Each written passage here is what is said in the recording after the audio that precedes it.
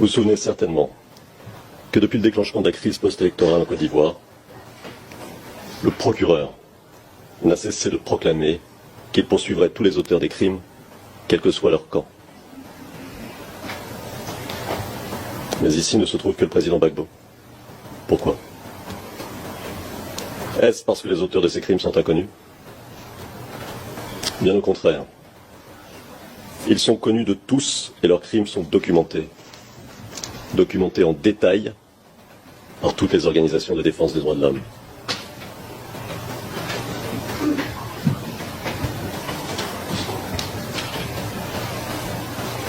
Ils sont bien connus, ceux qui se sont appropriés et ont mis en coupe réglée le nord du pays depuis le 19 septembre 2002.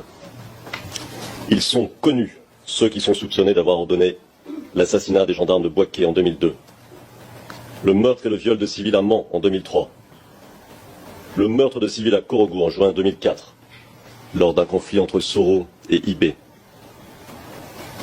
les massacres de Bouaké en 2007, le meurtre d'opposants et de civils, lors de conflits sanglants entre rebelles en 2008, entre autres atrocités. Ils sont connus de tous, ceux qui sont soupçonnés d'avoir fait torturer et tuer à Yopougon en mai 2011, ceux qui depuis le 19 septembre 2002 pratiquent le pillage, les extorsions à grande échelle et se livrent à toutes sortes de trafics en violation des lois. Ceux qui font du viol systématique une politique. Ceux qui utilisent les mercenaires et les miliciens d'Ozo pour terroriser la population. Et ceux qui continuent aujourd'hui encore à commettre des crimes, notamment dans l'Ouest ivoirien. Ils sont cités dans les rapports des Nations Unies, d'Amnesty International, de Human Rights Watch, de l'International Crisis Group, de Global Witness, du département d'État américain et bien d'autres encore. Alors, serait-ce parce qu'ils se cachent qu'on ne saurait où les trouver?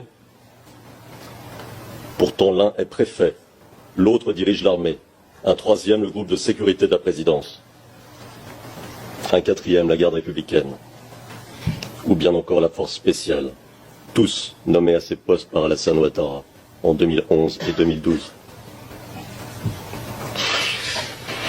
D'autres encore sont des hommes politiques de premier plan, et ils ne se cachent pas. Alors pourquoi ne sont-ils pas là? Pourquoi ne sont-ils pas poursuivis? Car ne s'agit-il pas ici de déterminer les responsabilités d'un conflit long et douloureux? Tout se passe